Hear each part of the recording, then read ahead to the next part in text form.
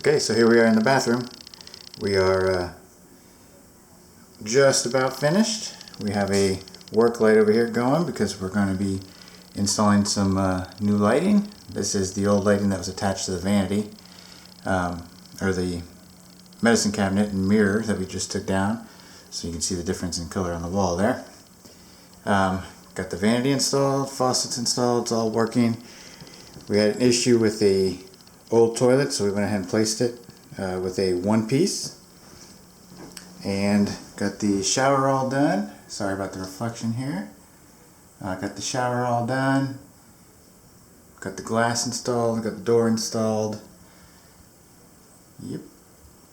This was a pain in the butt because the instructions that actually came with this door frame and glass were not correct. Were for a different model, but titled for this particular model. So luckily I went to the website where we purchased it from, which was a local big box hardware store, and they have manuals on their website for the products, luckily, and it happened to be completely different. So that took a little longer than expected, but we got it in a couple of days. We got it installed using a 1/4-inch glass. Looking pretty good. 1/4-inch glass is actually pretty thick. The other option was a 5/16, and there's no way I needed something that thick for this little shower.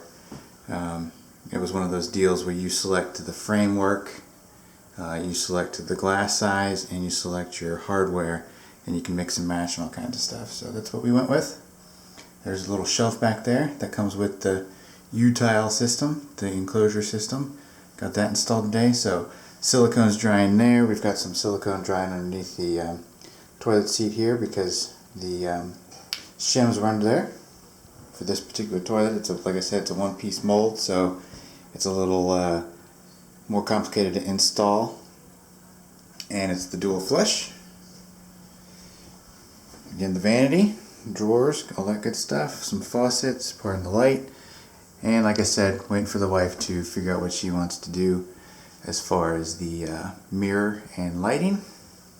Went ahead and marked the stud locations while this was off, so when we go to install something new, we kind of know where that's at. But all in all, after this is done, we're going to be good to go. Be moving on to the next project, which will be doing the baseboards and the trim, and we're actually going to be painting the doors and all that good stuff. So yeah, that's kind of where we're at. Let's see if we can get this thing. Yep, there we go.